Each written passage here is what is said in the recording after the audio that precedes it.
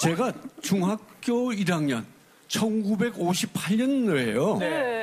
그해 제가 시골 안동에서 초등학교를 졸업하고 나니까 부모님들이 큰 고기는 큰 물에서 놀아야 되고 자식 공부는 서울에서 시켜야 된다 그러면서 시골의 전 재산을 다 정리해가지고 이제 서울로 이사를 왔는데 네. 아버지가 어디 사기를 당해서 전 재산을 다 그냥 잃어버렸어요. 이런. 그러니까 잠잘 자리도 없이 가난한 생활이 이제 시작이 됐는데 네. 이 친척이 텐트를 줘서 그 청량리 산 밑에 텐트를 치고 오래 생활을 했어요. 그래서 생활을 하다 보니까 마침 집을 지을 만한 땅이 생겼어요. 그래서 우리가 손수 우리 가족들이 집을 짓자. 예. 그래도 부모님들은 농사를 지었기 때문에 뭐 삽질이나 뭐 이런 기본으로 좀 하니까 저희 자식들하고 같이 어울려서 흙으로 이제 흙벽돌을 찍어서 이제 집을 짓기로 결정을 했어요. 아니 그러면 흙벽돌이라고 하면은 뭐 흙으로 벽돌 모양을 만들어서 이렇게 집을 짓는다는 거예요? 맞아요. 진흙하고 이제 백회라는 게 있어. 세멘트 성질이 있나 봐요. 네. 백회라는 거하고 지푸레기, 이제 볏짚단이죠. 그걸 썰고 물하고 네 가지를 혼합해서 버물러 가지고 그걸 이제 벽돌을 만들어요. 이야. 저희들은 갖고 있는 게 몸밖에 없으니까. 돈이 없으셔서 예, 어쩔 수 그러니까 없이. 진흙하고 그런 원시적인 뭐 기본적인 돈 안 드는 재료만 구해가지고 저희가 이제 가족들이 이제 찍어서 그걸 이제 햇빛에 마르는 거예요. 줄을 세워가지고 이리 돌렸다 저랬다. 하루 한 200장 안팎을 짓다 보면 그게 말리는 시간도 한 일주일 안팎으로 걸려요. 그렇군요. 이제 햇빛이 쨍쨍이 나고 날씨가 좋아요. 빨리 마르고 그러는데 잠을 자는데 말이죠. 말리는 중에 잠을 자는데 천둥이 치고 뭐 그냥 야단 났어요. 그래서 문을 열어보니까 뭐 억수같이 비가 쏟아져요. 그래서 큰 누나를 깨워서 누나 비가 와 빨리 가보자 그러고 거기 벽돌 찍어놓은 현장을 갔더니 비계 다 퍼져가지고 다 있어요. 그러니까 그 몇백 장을 며칠 동안 만들어 놓은 벽돌이 다 죽이 돼버렸죠. 도루묵이 된 거예요. 그거 어떻게 만든 건데? 저를 붙잡고 막 통곡을 하는 거예요. 이걸 어떻게. 그러니까요. 참 난감하고 그렇게 이제 어려운 게 저희가 그래도 다음날 또 비가 안 오면 또 그 일을 다 벽돌을 찍고 그렇게 했어요. 선생님 근데 이게 여름엔 지금도 그렇지만 장마라서 돌아서면 비 오고 돌아서면 비 오고 하는데 이게 집이 완성이 될 수는 있는 건가요? 그 해는 또 유난히 비도 자주 왔어요. 그러니까 뭐 벽돌 만드는데도 몇 달이 걸렸어요. 그리고 이제 그걸 만들다가 이제 어느 정도 이제 한 몇 달이 걸려서 벽돌을 어느 정도 만들고 그 다음에 필요한 거는 뭐 문틀이나 지붕에 올라가는 나무가 필요한데 이것도 돈이 없으니까 제재소에 가면 땔감이죠. 땔감으로 폐목으로 파는 그걸 가가지고 쓸만한 걸 골라와가지고 문틀도 만들고 지붕 위에 또 그걸 나무를 올려가지고 그렇게 만들고 참 그렇게 어설프고 모양 없는 집을 저희는 지었죠. 여름에 그 장마통에. 그렇지만 편히 잘 수 있는 잠자리가 있다는 거는 구중 궁궐보다도 더 좋은 점이었어요. 참 보람을 느끼고 지금도 생각만 한 해의 아름다운 추억 같습니다. 이제 그 집을 다시 가볼 수는 없지만 그래도 이렇게 비 오는 여름이면 그 벽돌 생각도 나고 가족들이 모여서 그래도 힘들지만 힘을 모았던 그 순간이 떠올라서 미소 짓게 되실 것 같네요. 자, 이번에는 어느 분 말씀을 좀 더 들어볼까요? 저는 한여름날 내린 비 추억이 있어서 중학교 거리가 5km 정도가 돼요, 집에서요. 왕복 10km가 되는 거죠. 그때는 뭐 버스도 없고 그럴 테니까. 버스도 없어요.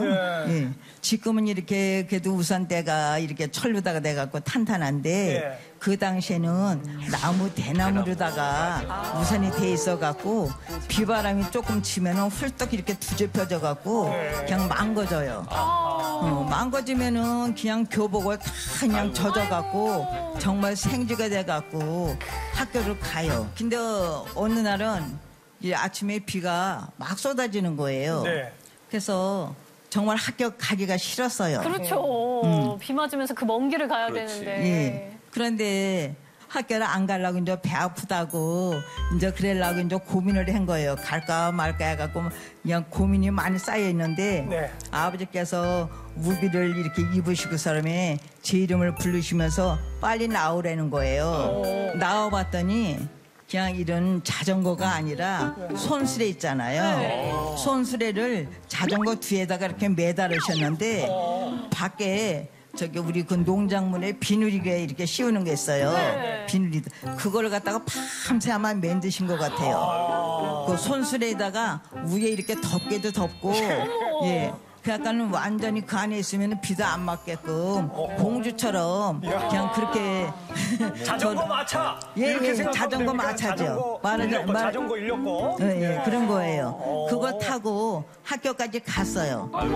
근데 정말 비 한 방울도 안 맞고 학교까지 도착을 했다니까요. 아니 다른 친구들은 진짜 다 쫄딱 젖어서 학교에 왔을 거 아니에요. 네. 선생님 으쓱하셨겠는데요? 아우 그럼요. 그래갖고 저희 아버지께서는 그렇게 그냥 저를 위해서 밤새도록 그렇게 제작을 해갖고 만들어 주셨으니까는 정말 그건 잊을 수가 없는 일이죠. 아니 그런데 네. 저도 이게 딸바보 중에 한 사람 아닙니까? 그렇죠. 원조 딸바보시네요. 선생님 아버님이. 그런데 등교야 이렇게 했지만 학교는 또 교문에 자전거를 끌고 기다리고 계세요. 학교 시간에 맞춰서 다시 오는 예, 거예요? 그 시간에 딱 맞춰갖고 완전 그렇게 와서 공주님 되셨네요. 기다리시는 거예요. 그리고 이제 집에 갈 때는 이제 저희 아버지가 이제 이렇게 저를 태우고 이제 가잖아요. 네. 그러면 이제 우리 친구 애들은 그냥 막 걸어가는데 저는 그냥 아버지 그 자전거를 그렇게 타갖고 가면은 저는 그냥 이렇게 손을 흔들어요.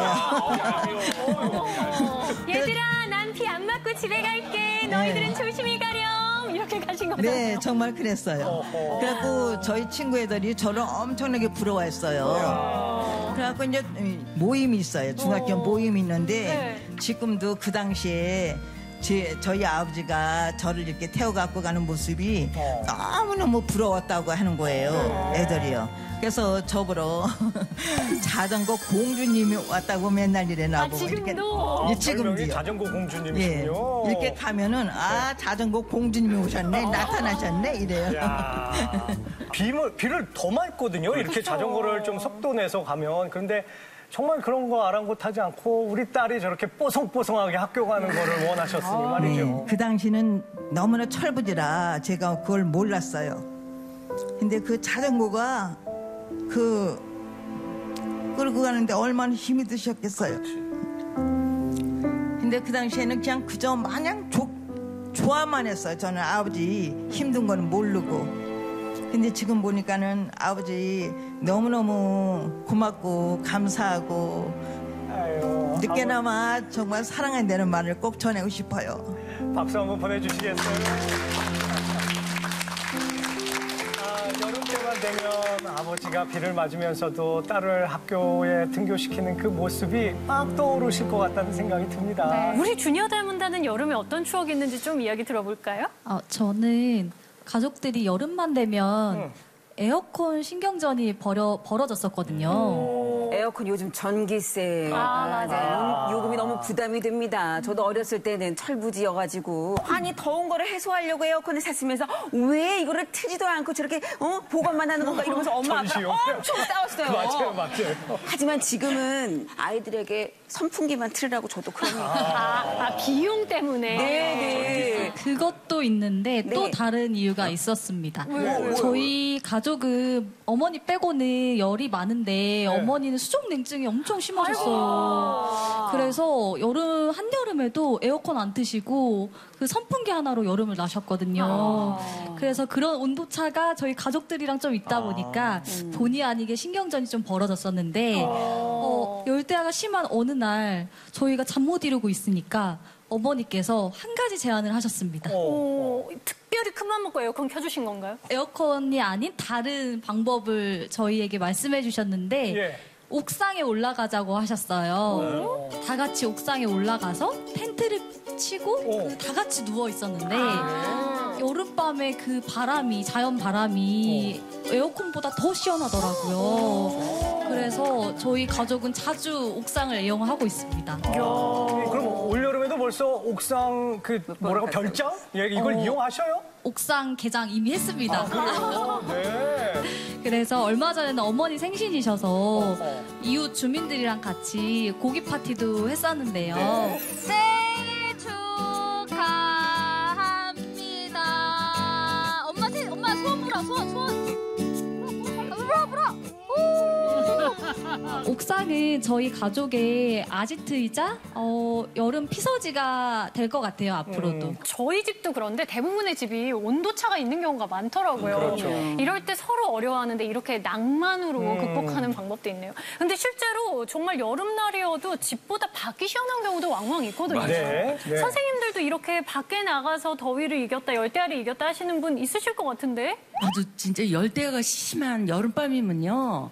에어컨은 그때는 그 시절에는 없었어요. 그래서 선풍기를 틀어놓고 있으면 더운 바람이 나와요. 그래서 그때는 이제 어떻게 할 수가 없으니까 애들 데리고 이제 한강으로 피신을 가요. 너무 더우니까. 그래서 이제 제가 냉장고에 있는 거 뭐 참외 수박 다 갖고 바리바리 갖고 이제 한강을 갔어요. 가서 보니까 벌써 사람들이 열대를 피해서 나온 사람들이 바글바글 하더라고요. 돗자리를 피고 아이들은 또 막 뛰어놀다가 아이스크림 먹고 잠도 들고요. 그때는 강바람이 어떻게나 시원했는지요. 진짜 열대야가 심한 밤이면 한강이 진짜 최고 피서지였어요. 밤에도 잠을 이룰 수 없게 하는 열대야가 벌써 열흘 가까이 계속되고 있습니다. 오늘 밤도 사실 큰 걱정입니다.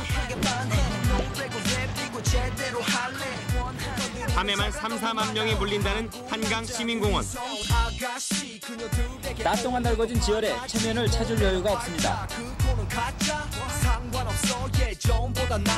더위에 지친 나머지 코까지 골면서 잠을 자는 사람도 보입니다.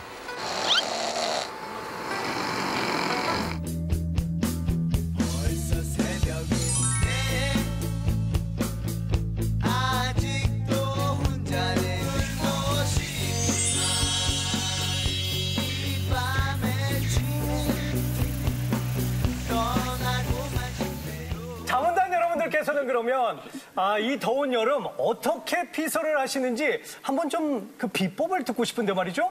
이 더운 여름 시원하게 보내는 방법 한번 써주시면 고맙겠습니다. 올해는 유난히 무더운 만큼 이 비법으로 좀 함께 더위를 이겨보면 좋을 것 같아요.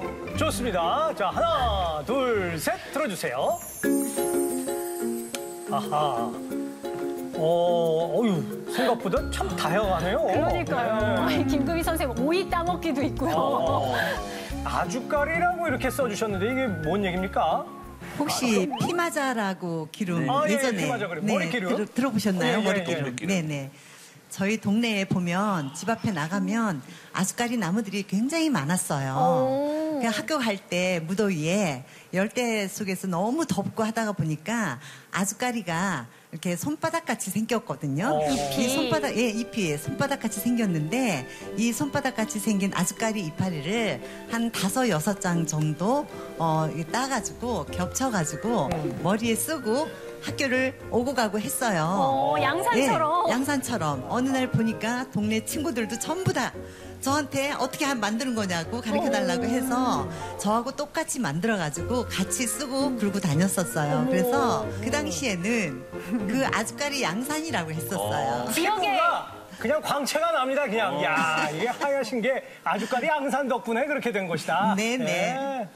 권원택 선생님 파리 낚시는 뭐예요 그게? 파리 낚시라는 게 전 이제 안동이 그 낙동강 줄기 상류거든요.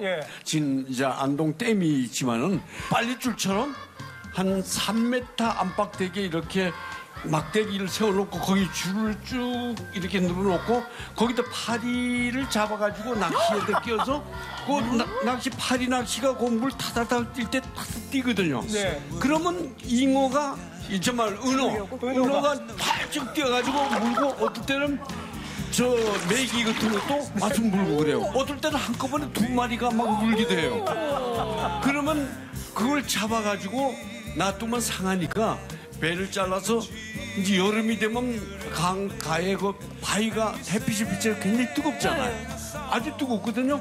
그 위에다 이렇게 배를 따가지고 탁 패서 놓으면은 금방 꼬들꼬들하게 말라요. 아, 그걸 초등학생이 하고 노는 거예요? 아, 그럼요. 아니, 운동회 때 이렇게 쫙 걸어놓고 과자 따먹게 하는 그 과자 대신에 파리를 먹는 거잖아요.